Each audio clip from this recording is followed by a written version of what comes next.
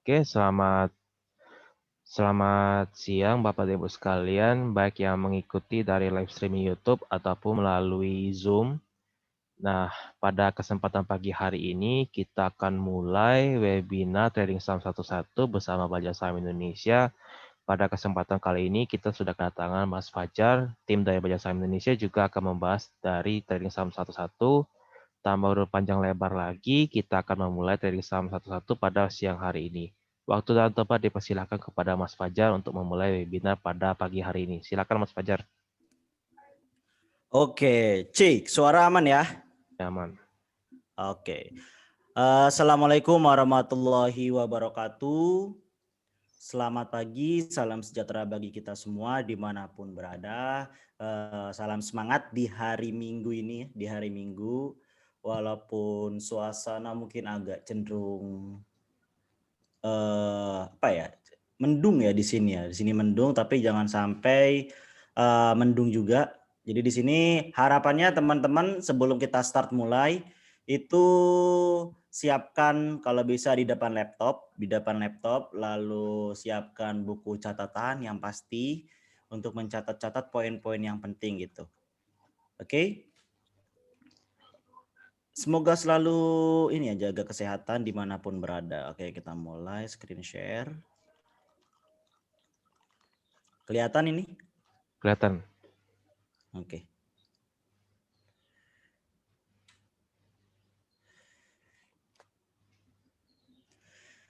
Jadi kurang lebih dalam 2 jam ke depan kita akan webinar mengenai trading saham analisis teknikal. Pengantar dari analisis teknikal sebenarnya bagi teman-teman yang semua yang mungkin masih belum mengetahui mengenai analisis teknikal, bagaimana mengenai analisis teknikal, lalu juga belum belum punya akun malah sama sekali, itu nggak apa-apa kayak gitu loh. Tak kenal maka tak sayang. Analisis teknikal adalah salah satu analisis yang sebenarnya wajib dimiliki oleh setiap individu, oleh setiap person yang ingin berinvestasi di saham gitu. Nanti sebelum dimulai, bagi yang ingin bertanya itu silakan tanya di kolom chat baik di YouTube ataupun di Zoom ya. Nanti sama di akhir sesi kita akan berdiskusi. Nanti kita banyakin diskusinya. Jadi kalau ada yang bingung silakan aja tanya gitu.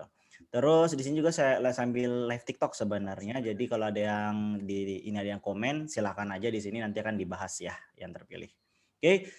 Bersama saya Fajar Siddiq Hidayatullah, yaitu co-founder dari Belajar Saham Indonesia dan juga saya ngelola dari co-founder dari Seni Pasar Modal. Nah itu. Oke, kita mulai. Tak kenal maka tak sayang, izinkan saya perkenalkan diri terlebih dahulu. Perkenalkan, nama lengkap saya Fajar Siddiq Hidayatullah. Sosial media bisa dilihat. Sosial media saya sekarang ada 4 platform yang dipunya. Instagram @fajare_, Twitter @fajare_, juga TikTok @fajare_, dan channel YouTube-nya Seni Pasar Modal gitu. Riwayat pendidikan akademik sekarang baru selesai 2, yaitu sertifikasi Wakil Perantara Pedagang Efek Pemasaran tahun 2019, lalu sertifikasi Register Security Analyst RSA tahun 2020. Adapun pengalamannya yaitu menjadi ambasador ataupun ketua komunitas investor saham pemula regional Palembang. Jadi ketua Palembang itu selama 2 tahun 2018 sampai 2020 gitu. Selanjutnya menjadi founder dari @seni pasar modal _ kayak gitu, Seni Pasar Modal, lalu co-founder dari Belajar Saham Indonesia. Dan selain itu juga saya aktif sebagai penulis buku. Alhamdulillah sekarang udah 2 buku yang diterbitin. Pertama tahun 2019, yang kedua 2021 ini, yaitu yang pertama adalah buku The Art of Mr. Market, yang kedua adalah buku Millennial Investing. Buku sekilas just for information, buku The Art of Mr. Market itu adalah buku mengenai bandarmologi. Jadi bagi yang baru banget terjun di dunia pasar modal, sebenarnya sangat recommended baca buku ini untuk pertama kali untuk membuka wawasan bahwa bursa saham itu nggak hanya lurus-lurus saja gitu, ada yin dan yang-nya gitu. Terus yang kedua adalah yang tahun 2021 ini adalah buku Millennial Investing. Nanti kita akan sedikit ngulas tentang buku Millennial Investing karena ini akan berkaitan terlepas dari yang namanya analisis teknikal gitu. Jadi ini adalah satu kepaket yang penuh. Jadi maksudnya di Art of Star Market mengenai bandarmologinya, analis teknikal yang kita akan pelajari hari ini, dan Millennial Investing yaitu khususnya untuk individu-individu yang memiliki profil resiko low. Itu sebenarnya bisa dipadukan dengan yang namanya melihat dari sisi fundamental. Dua buku ini akan teman-teman dapatkan di Gramedia di seluruh Indonesia. Cari aja di toko Gramedia. Untuk Millennial Investing belum ada di toko, baru ada tanggal 31 Maret 2021 untuk launchingnya gitu. Ini kalau pengen intip-intip mengenai channel saya bisa dilihat Seni Pasar Modal. Nah, itu adalah channel saya. Kalau pengen diintip-intip, kalau tertarik ataupun ini boleh dilihat dulu. Oke, kita lanjut. Di sini kurang lebih 2 jam ya. Yaitu ada beberapa, sebenarnya ada 4 poin utama. Yaitu yang pertama adalah pengertian trading dan jenis trading. Yang kedua adalah pengenalan technical analisis dimulai dari nol. Yang ketiga adalah cara belajar trading saham. Dan yang keempat adalah pengantar analisis fundamental saham. Kenapa? Karena ini nanti akan relate juga dengan teknikal, khususnya untuk profil resiko low sama middle. Pertama, definisi. Seringkali khususnya untuk para milenial yang baru terjunnya tahun 2020 ya, atau saya menyebutnya adalah angkatan corona, yaitu trader corona ataupun investor corona, sering yang belum memahami mengenai esensi dari pasar modal itu sendiri. Di mana pasar modal itu sendiri prinsipnya memang adalah yaitu hukum ekonomi, bid dan offer, permintaan dan penawaran. Itu secara detailnya mengenai itu. Tapi secara luasnya itu adalah pasar modal itu sendiri adalah sebuah bisnis. Bukan sekedar main-main. Kenapa? Karena yang dipertaruhkan itu adalah uang kita sendiri, modal kita sendiri. Makanya saya suka sedikit risih dengan orang yang menyebutnya main saham. Sebenarnya berbeda banget prepare yang kita persiapkan antara bermain saham dengan berbisnis saham. Kenapa? Bermain saham itu identik dengan yang namanya ketidakseriusan, identik dengan yang namanya coba-coba, identik dengan yang namanya apa ya? Iseng-iseng atau ya sejenis itulah pokoknya. Artinya semua orang bisa, nah kayak gitu, tanpa harus belajar. Sedangkan kalau bisnis itu punya prepare yang lebih luas terhadap suatu bisnisnya. Seperti halnya kita ngebangun bisnis, yang harus dipersiapkan itu kan banyak. Dari mulai yang harus dipersiapkan adalah yang pertama master plan besarnya. Yang kedua lalu bagaimana kira-kira proyek-proyek yang akan dijalankan. Yang ketiga bagaimana mencari SDM. Yang keempat gimana mencari modal. Yang kelima bagaimana mencari konsumen. Kan selanjutnya banyak, setelah itu evaluasi. Nah, oleh karena itu saham sekali lagi bukan main saham tetapi bisnis saham. Karena saham ini adalah bisnis yang serius gitu lah. Adalah bisa menjadi mata pencaharian baru. Artinya yang dulu mungkin menjadi salah satu hal tabu gitu, hal tabu di Indonesia, tapi kedepannya, potensi kedepannya saham sendiri udah mempunyai sebagai ranah usahanya, udah menjadi bisnisnya gitu, sebagai investor ataupun sebagai trader gitu. Tapi apa ya? Perlu ada ilmunya di sini untuk menjalani sebuah bisnis. Yaitu ilmu yang utama ada 3, analisa fundamental, analisa bandarmologi, dan analisis teknikal. Dan ini adalah perbedaan antara investasi versus trading ya. Jadi tadi nyebut kata investor, trader. Nah, ini perbedaannya. Dimana kalau investasi dan trading itu dari pertama adalah prinsip. Investasi itu adalah buy and hold. Artinya beli dan tahan. Beli dan tahan. Jualnya bisa tahun depan, 2 tahun lagi, 5 tahun lagi, 10 tahun lagi. Bahkan belum dijual sampai 30 atau sampai meninggal misalkan. Itu bisa gitu. Itulah investasi. Berbeda halnya dengan trading. Kalau trading adalah buy and sell, hit and run. Artinya beli saat untung jual. Bukan tujuannya itu jangka panjang, tapi jangka menengah hingga jangka pendek. Itu adalah trading. Lalu strategi, investasi, membeli saham perusahaan yang berfundamental baik. Artinya untuk fundamentalnya yang jelek, ataupun yang misalkan UMKM yang baru listing lagi, yang baru listing atau baru mencatatkan perusahaannya di pasar modal, maka itu bukan masuk dalam kategori investasi, tapi masuk ke dalam kategori trading. Kenapa? Karena kita membeli perusahaannya berdasarkan potensi dalam waktu dekat akan mengalami kenaikan apa tidak gitu. Yang berikutnya adalah time frame. Time frame-nya adalah jangka panjang ataupun jangka pendek. Selanjutnya adalah fokus. Investor yang jangka panjang itu fokusnya lebih berfokus terhadap yang namanya kesehatan perusahaan.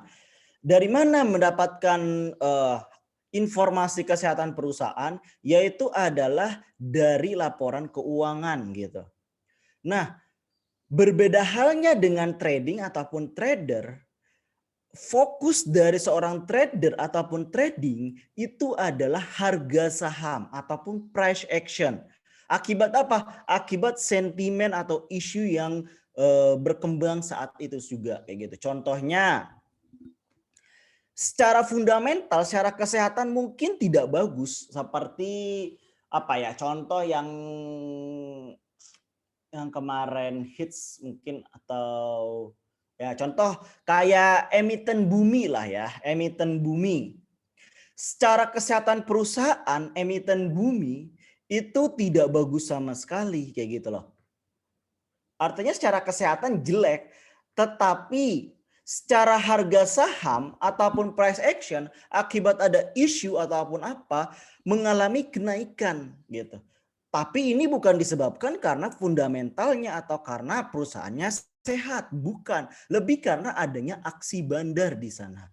Itu. Jadi makanya tadi kita harus memahami ketiga teori, fundamental, bandarmologi, dan teknikal. Namun kalau misalkan bisa kita tarik lebih besarnya lagi, sudut pandangnya lebih luas lagi, analisis saham itu terbagi menjadi dua, yaitu adalah analis fundamental dan teknikal. Analis fundamental yaitu kita mempelajari mengenai makroekonomi, kita belajar mengenai analisis industri, lalu mengenai analisis rasio keuangan. Sedangkan kalau analis teknikal belajar mengenai follow the gajah, follow the giant money, follow the bandar gitu. Nah, follow the bandar, follow the gajah inilah bagian dari bandarmologi. Jadi bandarmologi bisa masuk ke dalam teknikal. Lalu yang kedua dari analis teknikal itu adalah sebenarnya belajar mengenai support dan resisten. Hanya itu, belajar support dan resisten. Ada puluhan bahkan ratusan indikator yang disediakan oleh para broker atau para sekuritas untuk memudahkan kita hanya untuk menentukan support dan resisten.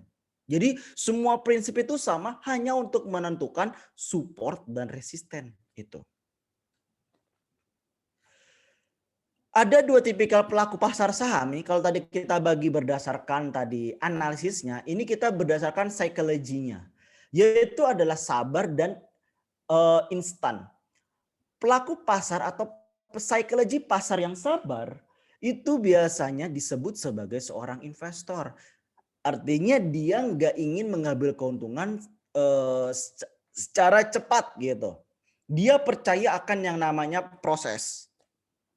Sedangkan pelaku pasar yang instan, dia tidak percaya sama proses. Yang penting gue beli hari ini harus untung hari ini juga. Atau gue beli hari ini besok harus untung. Itu tidak percaya terhadap proses. Itu adalah pelaku pasar yang instan. Apakah ada? Ada. Apakah banyak? Banyak. Siapa? Rata-ratanya yaitu orang yang menganggap bahwa saham itu adalah main saham, bukan bisnis saham. Itu. Artinya di sini nggak ada ilmunya di sana. Jadi dia nggak percaya akan proses, intinya untung gitu. Nah itu yang salah itu. Tapi apakah bisnis saham itu bersifat instan? Jawabannya bisa. Jawabannya bisa selalu gitu. Tinggal bagaimana kita memaintain psikologi kita gitu. Kalau kita berbisnis dengan strategi yang tepat, maka kita bisa mendapatkan yang instan. Tetapi memang tidak akan sebanyak kalau kita menjadi pelaku pasar yang sabar gitu. Karena hari ini kita fokus ke analis teknikal, jadi kita fokus ke sini ya. Mulai dari kata trader saham, mungkin ada yang masih belum mengenal istilah saham gitu ya. Apalagi yang baru 1 bulan, 2 bulan terjun di saham, belum begitu mengenal istilah saham. Yang pertama adalah trader saham. Trader saham itu berasal dari kata trader dan saham. Trade artinya transaksi jual beli. Artinya orang atau pelaku. Saham artinya lembar kepemilikan perusahaan. Jadi kalau kita definisikan, trader saham adalah orang atau pelaku yang melakukan transaksi jual beli kepemilikan perusahaan. Kalau tradernya sendiri itu mirip kayak kalau kita bahasa Indonesianya pedagang. Jadi pedagang itu adalah seorang trader. Jadi mau trader saham, pedagang saham itu sama aja, sami mawon. Adapun definisi dari trading saham yaitu secara prinsip yaitu adalah beli ketika mau naik, jual ketika mau turun. Cuma terkadang nggak bisa semudah itu. Itulah kenapa kita jangan hanya belajar mengenai satu ilmu analisis. Di situ harus kita gabungkan dengan analisis fundamental, harus kita gabungkan dengan analisis teknikal, harus kita gabungkan dengan bandarmologi. Kita kombinasikan nih hingga akhirnya menjadi satu kepastian terhadap apa yang akan kita lakukan. Gitu. Lalu pertanyaannya yang pertama, bagaimana cara belajar trading saham? Cara belajar trading saham ada 5 sampai 6 step ya. Yang pertama adalah mulai dari nominal kecil. Kenapa mulai dari nominal kecil? Maksudnya itu adalah mulailah dari seberapa nyaman duit teman-teman itu hilang. Saat duit teman-teman itu hilang, berarti itulah titik ternyaman, itulah modal ideal untuk pertama kali terjun pertama kali di pasar modal, khususnya di saham. Misalkan teman-teman berinvestasi modal awalnya itu adalah 1 juta. Pas 1 juta, nyaman gak hati teman-teman kalau 1 juta itu benar-benar hilang atau duit hilang lah anggapnya. Kalau nggak nyaman, turunin ke 500.000. Kalau nggak nyaman lagi, turunin 200.000. Kalau nggak nyaman lagi, turunin ke 100.000. 100.000 masih nggak rela duitnya hilang, turunin lagi sampai 50.000 pun it's okay gitu loh. Yang penting adalah kenyamanan dari teman-teman semua untuk pertama kali modal ideal untuk terjun ke pasar modal. Untuk yang belum punya akun, berapa sih modal pertama untuk buka akun? Mudah jawabannya. Modalnya bisa dari 100.000 rupiah gitu loh. Dan untuk melakukan transaksi, kita nggak bisa beli transaksi dalam bentuk lembar. Kecuali di pasar nego ya. Pasar nego itu adalah salah satu jenis pasar di pasar modal. Itu ada 3, pasar nego, pasar reguler, dan pasar tunai gitu. Pasar reguler adalah pasar yang bisa melakukan transaksi jual beli melalui handphone atau melalui gawai. Sedangkan pasar tunai sama pasar nego itu hanya bisa dilakukan bisa by phone. Cuma beberapa broker yang memiliki fasilitas bisa dilakukannya melalui aplikasi atau melalui gawai. Sisanya itu harus melalui broker gitu atau by phone langsung. Nah, untuk melakukan transaksinya ini untuk di pasar reguler atau dalam bentuk lot. Lot itu apa? Lot itu adalah satuan. Satuan. Jadi sama kayak kita mengukur panjang. Satuannya bisa senti, bisa meter, bisa desimeter, atau bisa kilometer. Nah, ini juga sama. Satuan kita dalam membeli itu sebutannya adalah lot. Di mana satu lot sama dengan 100 lembar saham. Sekarang ada mungkin lebih dari 450 emiten ataupun lebih bisa jadi, tergantung tinggal diupdate aja berapa yang harganya masih di bawah 100.000 dari sekian ratus emiten yang ada di bursa gitu. Sehingga dari ratusan emiten tersebut kita perlu melakukan screening nih atau yang namanya penyaringan nih atau yang namanya seleksi untuk memilih perusahaan yang akan kita beli. Khususnya untuk pemula. Kadang kita suka bingung nih. Aduh, gue pengen beli nih tapi masuk di emiten apa ya? Bingung saking banyaknya. Nah, dipermudahlah sama bursa, yaitu disediakanlah berbagai macam indeks. Kalau nggak salah ya ada sekitar 12 indeks kalau nggak salah itu ya. Kalau misalkan adep lagi, kalau lebih ya berarti lebih bagus gitu. Tinggal disesuaikan dengan profil resiko. Tetapi yang biasanya untuk pemula untuk mengurangi resiko itu akan bermain di area 3 indeks. Yaitu indeks 45, LQ 45, indeks Kompas 100 sama IDX 30. Biasanya bermain di sana gitu. Kalau misalkan untuk yang gak mau nyari yang syariah, untuk yang syariah itu biasanya di JII 30 bisa di situ. Di combine antara ada nggak di JII 30 dengan LQ 45 ataupun di IDX 30 gitu. Lalu ini adalah emiten-emiten dari Kompas 100. Apa itu Kompas 100? Kompas 100 adalah 100 emiten, 100 perusahaan yang listing di Bursa Efek, di mana kita bisa membeli perusahaan tersebut satu lotnya kurang dari 100.000. Bayangin, kurang dari 100.000. Kita ngopi aja itu kadang bisa lebih dari 100.000 gitu. Atau kita makan di kafe bisa lebih dari 100.000. Nah, coba itu kita alokasikan sedikit aja berkorban untuk membeli satu emiten yang dibawa di Kompas 100 ini. Gitu. Kita cicil lagi setiap 1 bulan. It's okay gitu. Dari mulai harganya 62 perak yaitu bumi hingga harganya 975 perak. Artinya di sini satu lotnya, ini adalah harga per lembar ya. Artinya kalau mau dapetin satu lotnya itu dikali 100. Artinya bumi bisa dibeli satu lotnya dengan harga 6.200. Sedangkan SMBR Semen Batu Raja bisa dibeli dengan harga 97.500 gitu. Masih pusing karena terlalu banyak, turunin lagi. Bisa kita turunin ke indeks LQ 45 atau perusahaan-perusahaan 45 perusahaan yang listing di Bursa Efek atau yang terdaftar di Bursa Efek yang memiliki fundamental baik ataupun likuiditasnya tinggi. Dan ini per hari ini ya masih ada 2 emiten yang bisa kita beli harganya di bawah 100.000.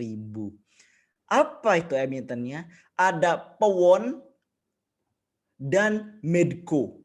Pewon kita bisa beli dengan harga 56.500, sedangkan Medco bisa kita beli dengan harga 61.500. Yang kedua, tadi step pertama jelas ya. Step pertama jelas ya. Step pertama itu adalah tadi memulai dari nominal kecil. Oke, memulai dari nominal kecil, apapun itu emitennya silakan. Yang kedua adalah modal utama trading saham adalah pengetahuan. Kenapa kayak gitu? Kita ibaratkan pasar modal itu adalah sebuah medan perang kayak gitu. Medan perang atau misalkan kalau misalkan zaman dulu itu ya kita ini para apa namanya? Apa sebutannya? Kalau satria perang tuh apa ya sebutannya? Lupa. Oh, Serdadu. gladiator. Kita ini sebagai gladiator. Nah, kalau di zaman sekarang kita sebagai tentara ataupun yang akan berperang. Cuma jadi pertanyaannya, apakah kita berperang hanya untuk yang namanya ngasih nyawa kita secara percuma, cucuk datang ke sana, ataupun setidaknya kita harus jangan mati konyol, harus menyiapkan senjata secanggih mungkin. Gak mungkin kan kayak gitu loh. Misalkan kita udah pakai tank yang besi tebel itu, terus kita ngelawan cuma pakai pisau. Wah, gak bakal tembus, gak bakal bunuh orangnya. Paling ngerusak atau ngegores si tanknya tersebut. Nah, itu juga artinya semakin lengkap senjata yang kita gunakan, artinya cuan yang kita dapat itu akan semakin yakin, akan semakin possible. Tapi semakin dikit senjata yang kita siapkan, artinya ini adalah apa namanya?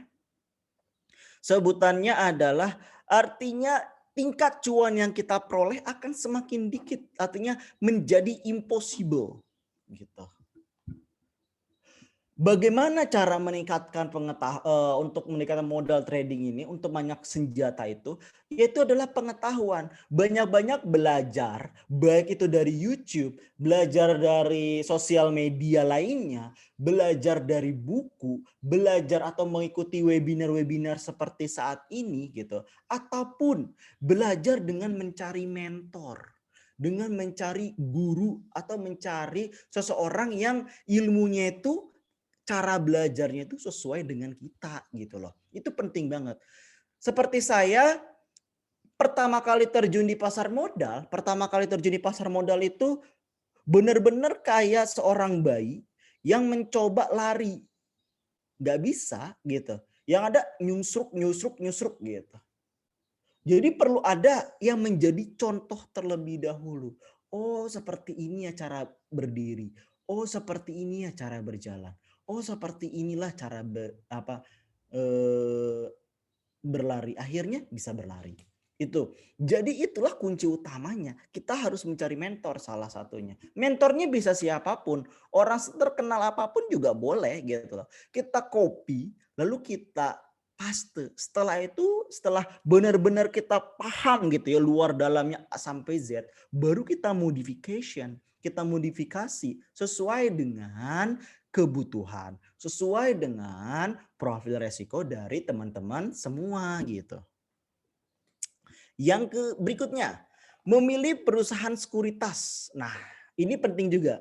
Dalam pemilihan perusahaan sekuritas, bagi yang belum punya akun,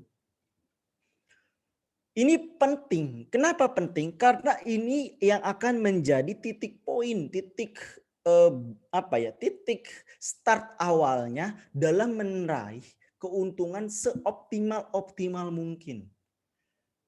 Adapun syarat-syaratnya harusnya yang pertama dekat dengan kita. Artinya usahakan perusahaan sekuritas ataupun broker itu itu berada di kota kita gitu loh. Artinya kalau ada kendala ataupun apa-apa bisa kita datang ke sana untuk diajarkan gitu. Yang kedua, fee jual dan belinya rendah. Carilah fee jual beli itu serendah mungkin. Jangan mencari fee jual beli itu tinggi-tinggi ataupun kita masa bodoh sama ini. Itu jangan. Apalagi kalau kita menganut sistem analisis teknikal atau kita pengen menjadi seorang trader, maka fee jual beli ini benar-benar menjadi kunci juga untuk mendapatkan keuntungan yang optimal tentunya.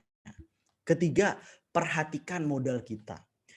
Maksudnya apa? Jangan memaksakan kita pengen buka akun di misalkan contoh ada beberapa macam variatif dalam deposit awal dalam pembukaan akun. Dari mulai 100.000, 250.000, 500.000, 1 juta, 2 juta setengah, 5 juta sampai 10 juta. Lalu kita cuma punya modal 100.000 nih, tapi kita pengen buka di 10 juta. Ya, itu terlalu memaksakan artinya. Jangan kayak gitu juga. Itu nggak baik juga kita memaksakan seperti itu. Artinya kita ngumpulin sampai setahun 2 tahun kemudian berarti. Baru terkumpul 10 juta. Bahkan lebih dari itu. Kan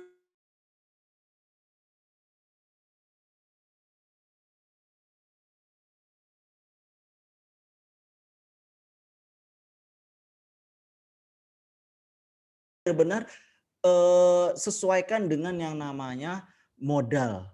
Selanjutnya adalah mempunyai grup diskusi. Nah ini penting nih. Mempunyai grup diskusi. Kenapa? Perusahaan sekuritas yang baik itu harusnya mempunyai grup yang diskusi. namanya Halo? Oh enggak ada ya. Mempunyai grup diskusi dan aktif kelas edukasi nasabah. Artinya kalau perusahaan sekuritas atau broker tersebut pasif, ya udah nggak usah dipilih gitu. Kita udah apa namanya? Udah bela-belain buka di akun di tempat mereka. Tapi mereka nggak memberikan servis yang memuaskan. Ya udah buat apa dipilih kayak gitu. Itu makanya mempunyai grup diskusi dan aktif kelas edukasi nasabah. Walaupun ini opsional, tetapi kalau menurut saya ini salah satu menjadi poin penting juga dalam memilih perusahaan sekuritas ataupun broker. Adapun syaratnya dalam membuka rekening, yaitu hanya 3 sebenarnya. KTP, NPWP opsional, dan yang terakhir adalah cover buku tabungan. Sesederhana itu kok. Artinya bagi yang belum punya akun, yuk mulai sekarang, mulai habis webinar ini, itu mulailah untuk membuka akun. Hari Senin nanti langsung daftar, gak usah pikir panjang. Cuma 3 syarat ini kok. Gitu. Lalu berikutnya, step berikutnya adalah pemilihan emiten yang tepat. Ada 3 klasifikasi dalam pemilihan emiten. Apakah kita pengen milih di first liner atau saham-saham blue chip, apakah di second liner, ataupun pilih di saham gorengan. Nah, mau yang mana disesuaikan dengan profil resiko tentunya. Profil resiko low, artinya jangan coba-coba di second liner ataupun di third liner. Cobalah tetap di istiqomah di first liner. Sedangkan kalau profil resiko middle bisa bermain di first liner dan second liner gitu. Kalau high itu bisa bermain di ketiga area gitu. Tetapi ingat, semakin ke kanan artinya semakin ke second liner ataupun ke third liner itu memiliki potensi loss yang lebih tinggi, kecenderungannya lebih tinggi. Kenapa? Karena dia belum stabil, kapitalisasi pasarnya masih rendah. Artinya masih mudah untuk yang namanya dipermainkan naik turunnya itu seperti apa gitu. Dan untuk yang baru terjun, coba untuk first liner dulu, cobalah di saham-saham tadi 3 indeks, yaitu adalah di IDX 30, IDE LQ45 ataupun di Kompas 100 seminimal-minimalnya gitu. Lanjut. Pemula, jangan gunakan semua modal ke satu transaksi. Ini adalah 2 jenis portofolio yang berbeda. Yang di kanan portofolionya cuma 2 emiten. Yang di kiri portofolionya ada 5 emiten. Tetapi yang 2 emiten dia masuk banyak hanya di 1 emiten. Dengan akhirnya cuma minus 11% tapi minusnya sampai 10,5 juta, bayangkan. Tapi kita bandingkan kalau melakukan yang namanya diversifikasi atau modal kita dibagi. Seperti yang dicontoh ini, Akhirnya ada yang hijau, ada yang merah. Jadi saling menutupi. Nah, ini yang penting, ini yang harus menjadi perhatian. Kemarin ada klien saya itu apa ya bisa dibilang salah dalam yang namanya manajemen portofolio, di mana dia masuknya itu enggak jelas. Pertama enggak jelas tujuan investasinya. Dia tujuan investasinya long invest, swing ataupun trading. Di mana dia memilih screening emiten itu berdasarkan fundament. Maksudnya berdasarkan valuasi, tetapi tujuannya itu jangka pendek, yaitu besoknya harus dijual ataupun seminggu kemudian harus dijual. Nah, itu juga salah metodenya gitu ya. Akhirnya tidak memberikan optimum yang optimal gitu. Selain itu juga portofolionya terlalu sedikit jangan, terlalu banyak jangan. Klien saya itu punya sebanyak 15 saham dalam satu portofolio. Ya akhirnya bingung sendiri mana yang harus dikelola. Karena duitnya terlalu didiversifikasi, akhirnya ruwet sendiri gitu. Yang idealnya berapa dimiliki dalam satu portofolio? Idealnya itu adalah 5 atau 4 deh. 4 sampai 8 atau sampai 7. Hanya itu sebenarnya yang ideal gitu. Lebih dari itu akan mengganggu stabilitas psikologi kayak gitu. Kurang dari 4 pun itu akan istilahnya kurang diversifikasi atau profil resiko kita akan menjadi lebih tinggi dari sebelumnya itu. Selanjutnya, step selanjutnya yaitu adalah cut loss dan profit yang realistis. Jangan kita mengharap, kita selalu berekspektasi, oh ini bakal naik lagi nih, ini bakal naik lagi nih, ini bakal naik lagi nih. Ya akhirnya bukan naik, malah ambiar, malah amsyong. Ya akhirnya kita gigit-gigit. Itu kalau apa namanya laptop, kita gigit-gigit tuh HP. Aduh coba dijual, aduh coba dijual. Itu. Jadi kita harus realistis. Kalau udah hijau, ya udah take profit, gak usah ditunggu. Aduh bakal naik lagi, aduh bakal naik lagi. Jangan kayak gitu loh. Lalu kalau kita cut loss, kita harus tega juga untuk cut loss gitu. Jangan kita biarkan. Kenapa? Karena yang akan tergerus adalah modal kita. Untuk membalikan modal awal kita itu sangat membutuhkan effort yang lebih gitu loh. Kenapa? Nah, ini jawabannya. Bisa dilihat, ini adalah prosentase yang harus misalnya kita mengalami kerugian dan inilah yang harus dikembalikan. Kalau kita rugi 10%, kita harus untung 11% baru modal kita balik. Kita rugi 20%, kita baru balik lagi modalnya kalau kita udah untung 25%. Kita rugi 50%, maka modal kita baru balik kalau kita udah untung 100%. Dan begitu selanjutnya. Itulah kenapa cut loss menjadi hukum wajib gitu loh bagi seorang trading. Tapi kalau seorang investor yang jangka waktunya panjang itu tidak wajib gitu loh. Lalu yang jadi pertanyaan, berapa lama nih normalnya untuk di keep dan seberapa besar take profit yang ideal? Yang pertama, normalnya untuk di keep itu akan berbeda tergantung tadi tujuan investasinya. Tujuan investasinya itu adalah trading apapun investor gitu. Kalau tujuannya adalah trader, dalam hal ini kita karena ngebahas analis teknikal adalah trader, maka normalnya di keep itu sekurang-kurangnya itu adalah semaksimal-maksimalnya adalah 1 tahun, sekurang-kurangnya adalah 1 hari. Tetapi yang jelas semakin pendek time frame yang kita gunakan, artinya semakin pendek time frame kita untuk menahan emiten tersebut, artinya tingkat loss akan semakin tinggi. Tetapi semakin panjang time frame, artinya resiko akan semakin rendah, tingkat loss akan semakin rendah. Gitu. Jadi ini balik lagi ke tadi, yang namanya adalah tujuan investasi dan metode yang digunakan udah tepat atau belum, kita masuk udah tepat atau belum. Jadi akan berbeda antara saya dengan teman-teman semua dalam hal yang namanya mengkeep suatu emiten. Lalu pertanyaan yang kedua, seberapa besar take profit yang ideal? Take profit yang ideal untuk harian ini artinya beli hari ini, jual hari ini juga. Itu idealnya 2 sampai 5%. Di mana 5% itu adalah angka yang sulit banget gitu. Biasanya paling mudah itu di angka 2%. Jadi 2 sampai 5%. Itu kalau untuk yang kita melakukan transaksi jual beli pada hari yang sama. Sedangkan kalau pada hari yang berbeda atau sebagai swing trading ataupun kurang dari 1 tahun kita beli hari ini jual mungkin bulan depan. Itu untuk yang mendapatkan profit atau take profitnya itu bisa di kisaran lebih dari 30% ke atas. Itu pasti bisa lebih dari 30%. Saya mendapatkan beberapa jadi saya tipikal dari swing trading ya. Saya tipikal swing trading.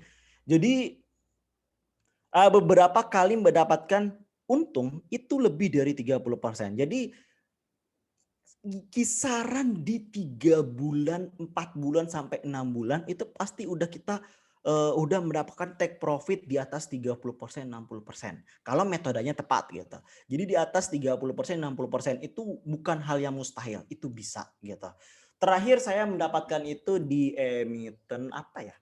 Emiten agro ya, di emiten agro di Februari. Di Februari saya beli di sekitar bulan Oktober November, dijualnya di akhir Januari Februari, artinya sekarang kurang lebih 3 bulan, take profit sekitar 120% gitu. Artinya jadi mungkin banget gitu.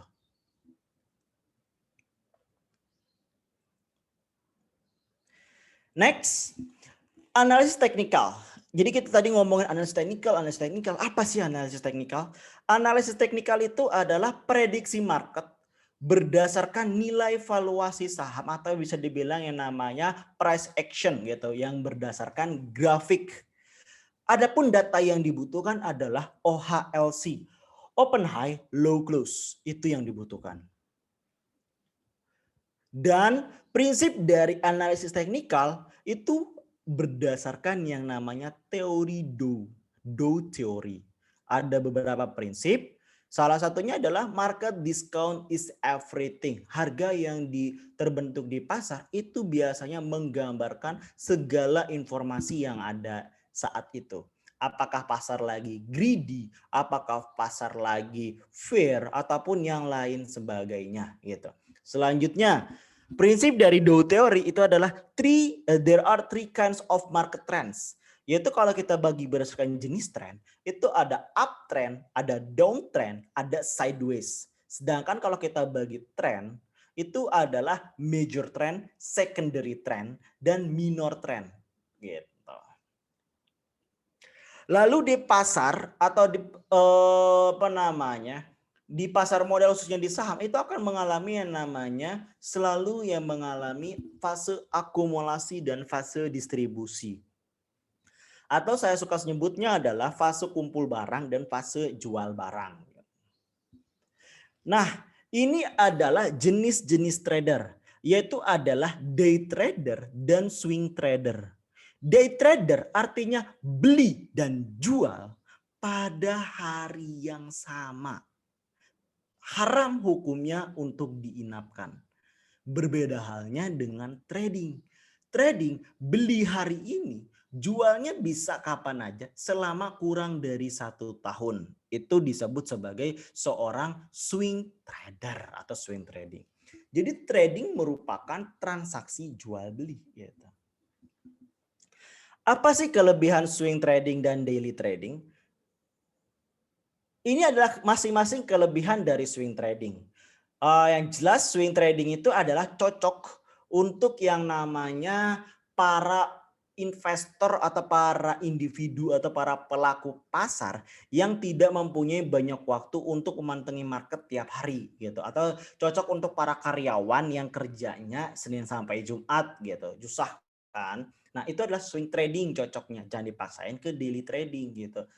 Dan take profitnya kan pasti lebih besar daripada daily trading. Itu kalau misalkan swing trading. Sedangkan kalau daily trading itu cocok untuk para pengangguran, cocok yang memang fokusnya pengen menjadikan trading saham itu adalah lifestyle kayak gitu. Bisa banget gitu.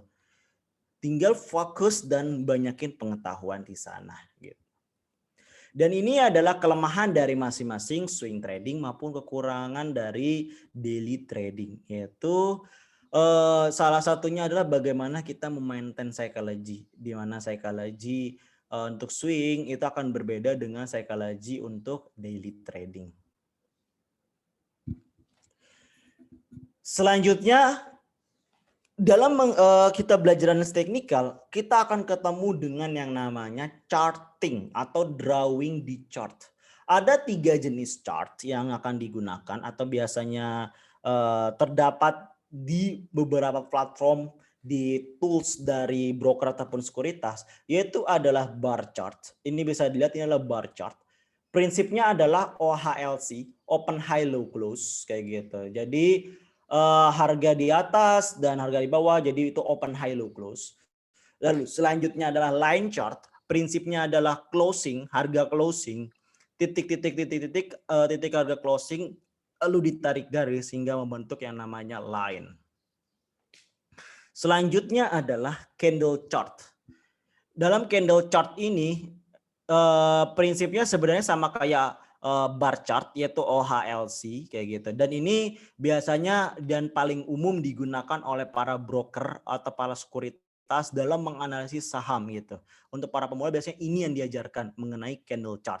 Karena kenapa? Dengan candle chart ini kita bisa modifikasi ilmunya ke macam-macam, dari mulai yang namanya kita trend, lalu chart patterns yang dilihat, lalu bentuk candle yang dilihat kayak gitu. Itu bisa dilihat itu dengan menggunakan candle chart. Makanya candle chart akan selalu menjadi favorit bagi para analisis teknikal ataupun trader. Lalu yang penasaran dalam bentuk candle, nah ini adalah bentuk candle. Bentuk candle itu ada yang namanya bullish candlestick, ada yang namanya bearish candlestick. Apa itu bullish candlestick? Bullish candlestick itu adalah candle yang berwarna hijau atau misalnya kita bentuk kayak batang tapi kosong, nggak ada warna. Itu adalah bullish candlestick. Sedangkan kalau bearish candlestick itu adalah warna merah, terus batangnya itu kalau misalkan bukan warna merah, warna hitam atau warna biru. Itu adalah bearish candlestick. Candle ini memberikan informasi apa? Memberikan setiap inci tubuhnya gitu, memberikan informasi, yaitu adalah open. Kalau untuk bullish candlestick adalah di harga bawah, itu ya bagian bawah. Lalu low itu adalah kakinya, close itu adalah pala atau leher di sini nih, itu adalah close-nya. Lalu high itu adalah kepala. Sedangkan kalau bearish adalah kebalikan, open-nya di sini, lalu close-nya itu di bawah gitu. Adapun ruang lingkup analis teknikal yaitu adalah terbagi menjadi 2, yaitu adalah analis teknikal klasik dan analisis teknikal modern ataupun mechanical. Analisa teknikal klasik yaitu adalah belajar mengenai line studies, chart patterns. Chart pattern ini dibagi lagi menjadi polanya ya, ataupun berdasarkan bentuk-bentuk candle bisa terjadi gitu. Lalu analisa teknikal modern itu bisa ya yang kita sering gunakan, indikator moving average, indikator RSI, indikator stokastik. Nah, itu adalah yang namanya analisa modern. Kenapa? Ini untuk menutupi kekurangan dari analisis teknikal klasik, di mana analisis teknikal klasik adalah analisis berdasarkan subjektivity dari si pelaku pasar atau pelaku saham yang menganalisis hal tersebut gitu. Jadi sudut pandang dia. Sedangkan kalau misalkan analisis teknikal modern atau mechanical itu berdasarkan robot ataupun yang namanya komputer. Itulah kenapa lebih bersifat objektif untuk menutupi kekurangan dari analisis teknikal klasik.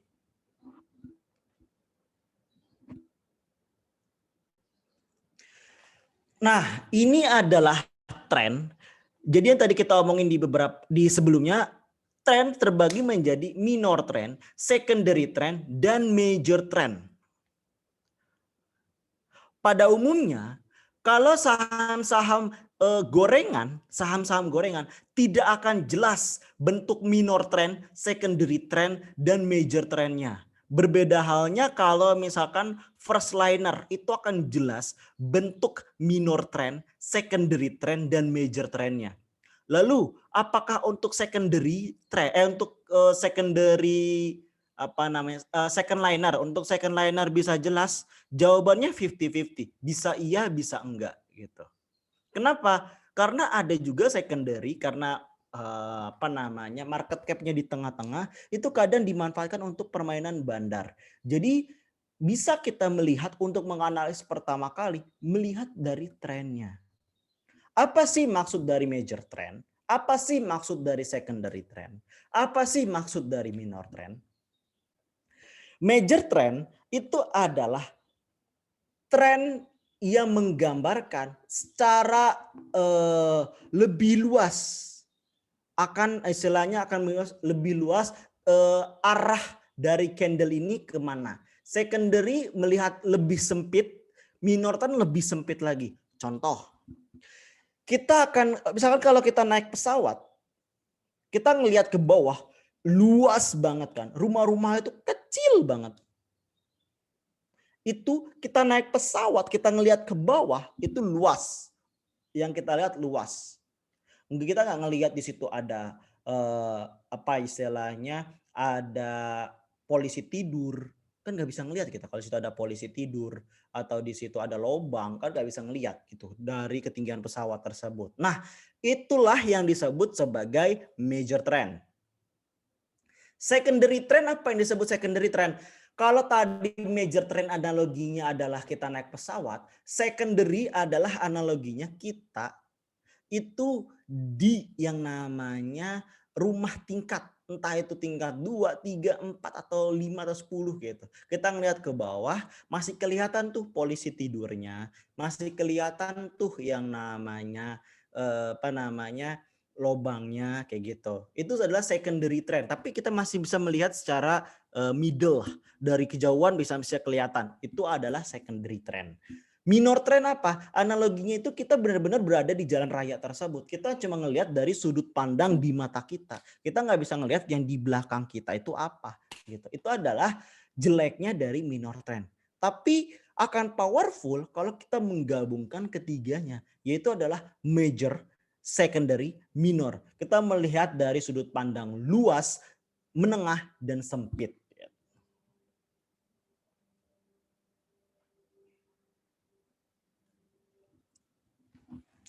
Kemudian, kenapa kita perlu mempelajari tren-tren tersebut? Karena dengan itu kita akan mengetahui nih fase market. Karena fase market itu terdiri dari 4. Tahap pertama adalah akumulasi. Tahap kedua adalah partisipasi. Tahap ketiga adalah distribusi. Yang tahap keempat adalah decline. Ini bisa dilihat, ini adalah akumulasi. Akumulasi selalu dicandrai dengan yang namanya sideways. Lalu berikutnya adalah partisipasi, mulai nanjak terus ke atas. Itu adalah fase partisipasi. Ini adalah fase distribusi. Dan ini adalah fase decline. Gitu. Akan selalu kayak gitu untuk yang namanya fase market. Turun, datar, naik, datar, turun lagi, datar, selalu kayak gitu. Tinggal pertanyaannya, teman-teman ingin masuk di fase akumulasi sini, lalu jual di distribusi, atau mau masuk di fase partisipasi, misalkan di sini, jualnya di sini, atau pengen masuk di sini tapi jualnya di sini. Nah, itu mau di mana? Dikembalikan lagi ke profil resiko. Silakan silakan diperhatikan lagi profil resikonya, baik fundamental, teknikal, dan bandarmologinya sesuai, karena individu akan berbeda dan tujuan investasinya bakal berbeda. Support dan resisten. Berikutnya dalam aspek teknikal itu, mau dia teknikal, mau dia konvensional gitu, itu adalah bermain di area support dan resisten. Itu sederhananya. Apa itu support? Support itu adalah area beli. Resisten itu adalah area jual. Sederhananya support itu adalah lantai, resisten itu adalah atap. Saat kita lemparkan bola yang berupa harga ke pasar, pada satu titik akan menyentuh lantai dan akan mantul ke atas. Saat titik akan menyentuh ke atas dan mantul ke bawah. Itu adalah pola yang namanya support dan resisten. Dan semua analis teknikal baik modern ataupun konvensional, prinsip dasarnya atau tujuan akhirnya, goalsnya itu adalah menentukan support dan resisten. Just it. Jadi gak usah bikin pusing, hanya menentukan, analis teknikal itu hanya menentukan berapa titik support, berapa titik resisten. Ini adalah contoh, perhatikan Antam, bisa dilihat emiten Antam, bisa dilihat di sini. Antam secara weekly chart, dia bermain di area ini, ya akhirnya dia break. Kita lanjut, lihat kesamaannya. Apa kesamaannya? Kalau kita ngelihat time frame yang lebih luas, kita bisa ngelihat penarikan garis support dan resistennya, gitu. Apa kita pengen beli di area hijau ini, buy on weakness, atau kita pengen beli di area sini? Itu balik lagi tadi ke profil resiko. Selanjutnya perhatikan Pegas. Ini bisa dilihat ini. Nah, ini adalah support resisten, ini adalah support resisten kayak gitu. Dan ini bisa ngelihat dari sini, ini adalah trennya. Trennya naik, pas dia ngebreak dari trennya turun gitu. Terus masuk ke area ini, area support dan resisten. Artinya di sini analis teknikal itu lebih ke yang namanya seni. Bagaimana kita pandai dalam menggambar, menarik garis support maupun menarik garis resisten. Ini adalah kalau kita menggunakan line chart ya. Ini menggunakan line chart. Jadi kalau bagi yang pemula bingung kan, mau narik garis itu dari mana Bang? Apakah dari pala ketemu pala atau dari badan ketemu badan? Jawabannya itu adalah bebas, yang penting kena. Boleh top ketemu top atau top ketemu bottom, it's okay gitu. Lalu selanjutnya, aduh bingung Bang untuk menentukannya gimana? Ya udah pakai line chart aja. Untuk menarik garis support dan resisten itu lebih mudah gitu. Lalu berikutnya dalam analis teknikal yaitu adalah volume price analysis. Di sini ada 3 klasifikasi yaitu adalah price, volume, dan yang namanya trend. Kalau harga naik, volume naik, itu menandakan trennya akan bullish. Harga turun, volume naik, itu tren adalah bearish. Harga naik, tren turun, itu tetap trennya akan bearish. Tetapi harga turun, volume turun, maka itu akan bullish. Oke. Ini adalah satu contoh stopping volume, bisa dilihat harga turun, volume naik, lihat. Harga turun, volume naik, selanjutnya adalah bearish. Selanjutnya bearish. Berarti kita harus cut loss di sini kalau udah kita melihat berdasarkan bentuk candle ataupun pola patterns kayak gitu ya, dari volume price analysis. Lalu berikutnya harga naik, volume naik, lihat harga naik, volume naik, bullish, naik terus, itu. Jadi kita dengan menggunakan volume aja kita udah bisa memprediksi ini akan naik ataupun akan turun kayak gitu loh, dengan menggunakan volume price analysis. Sekali lagi, kalau di volume, kalau harganya naik, kalau harga sahamnya naik, tapi volumenya itu naik, maka akan menunjukkan bullish.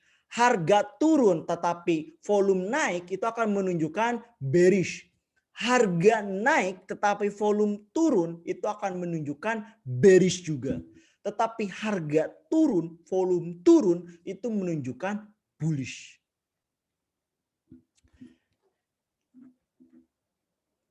Lanjut indikator modern.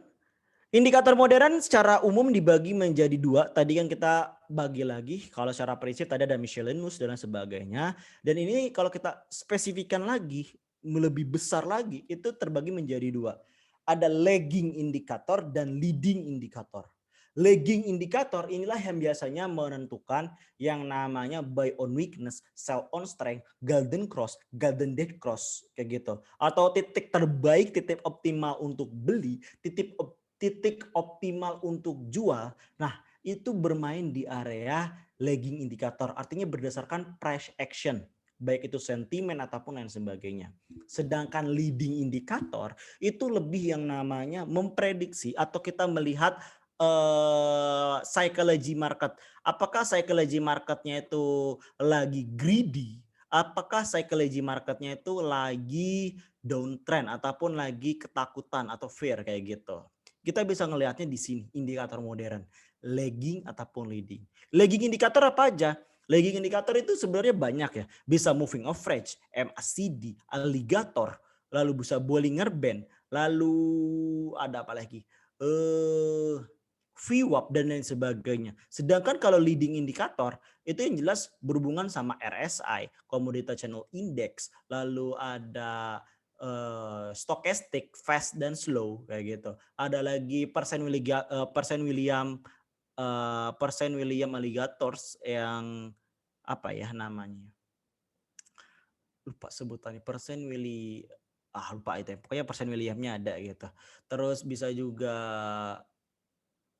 apa namanya fractals. Nah itu juga merupakan gabungan dari leading dan lagging gitu.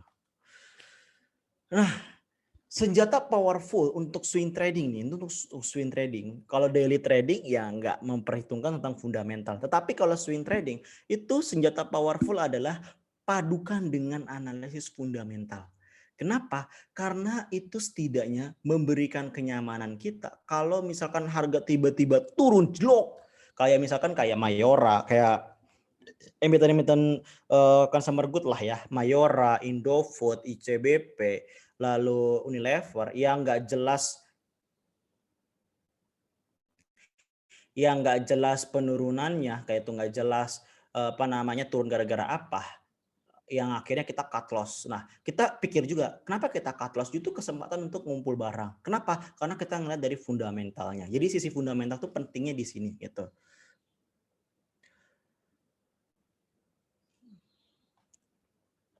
Oh iya, sekedar informasi yang tadi, lagging dan leading. Lagging indikator ini biasanya bersifat lebih cepat ya dibandingkan leading gitu. Jadi leading indikator itu akan memberikan indikator lebih lambat ya. Jadi leading indikator itu adalah psychology market, artinya memberikan respon lebih lambat sebenarnya, tetapi itu lebih pasti. Jadi kita misalkan laggingnya konfirmasi naik, tapi kita lihat leadingnya berpotensi naik apa enggak gitu. Jadi benar-benar harus menggabungkan lagging dan leading gitu. Itu just information, lupa disampaikan tadi. Lanjut, oleh karena itu bagaimana cara menganalisisnya? Cara menganalisis itu ada dua, yaitu adalah top down approach ataupun bottom up approach.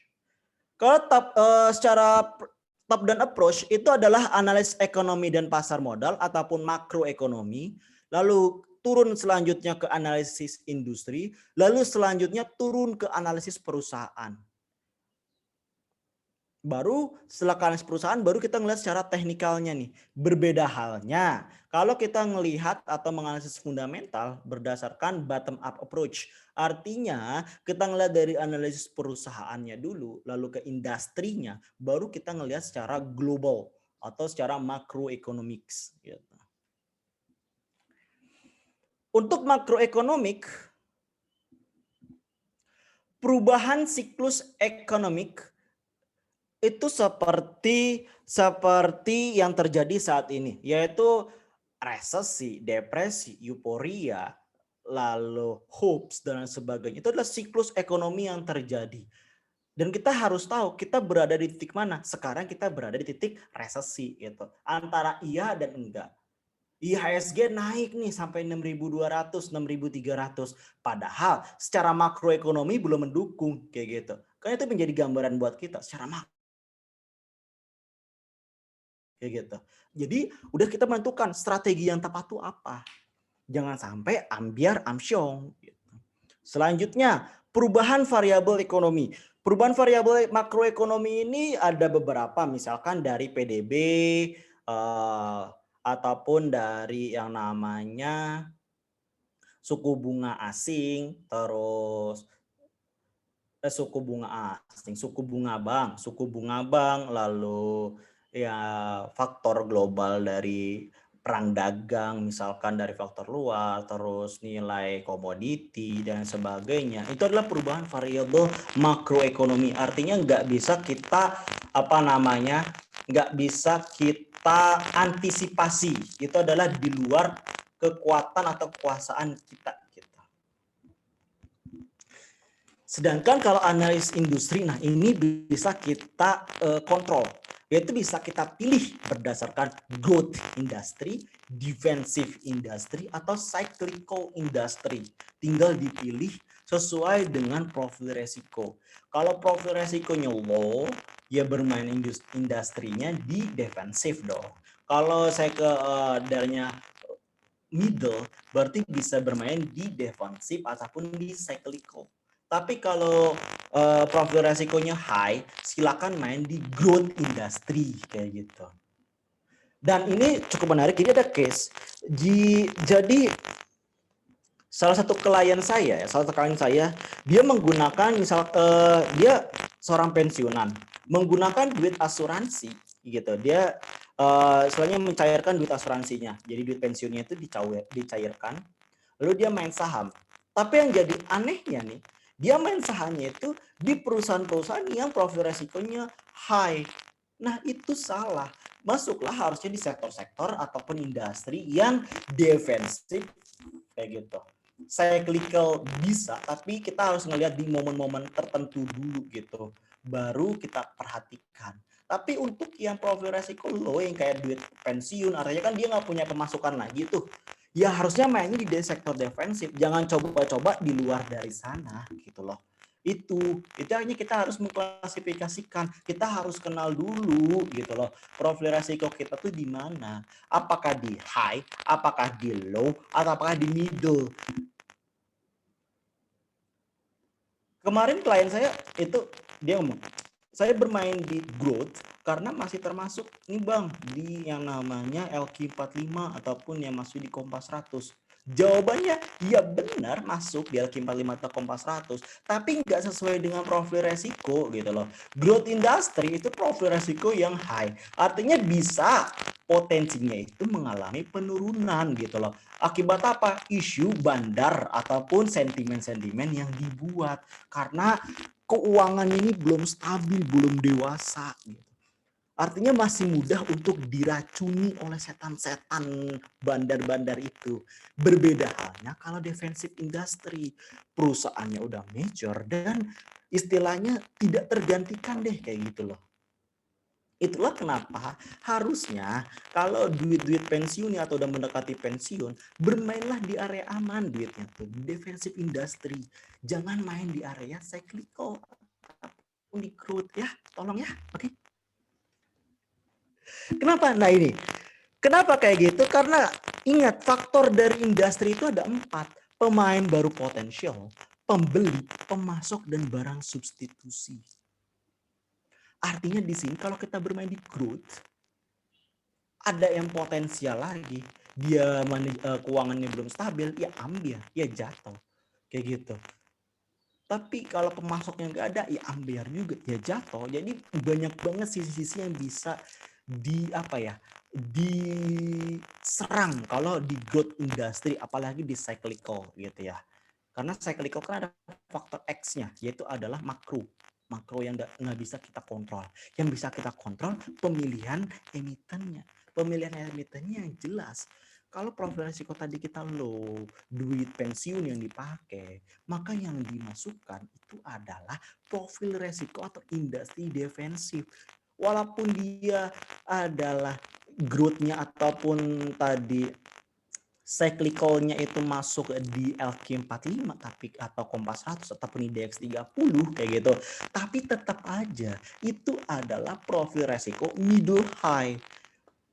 Oleh karena itu pilihlah profil resiko middle low gitu loh, atau low sama sekali. Gimana caranya? Sesuaikan dengan tujuan investasi, sesuaikan dengan modal kayak gitu.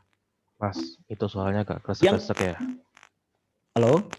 Soalnya agak kresek-kresek ini, nggak tahu kenapa nih. Nah, nggak tahu Mas kalau itu. Berikutnya adalah analisa rasio keuangan perusahaan.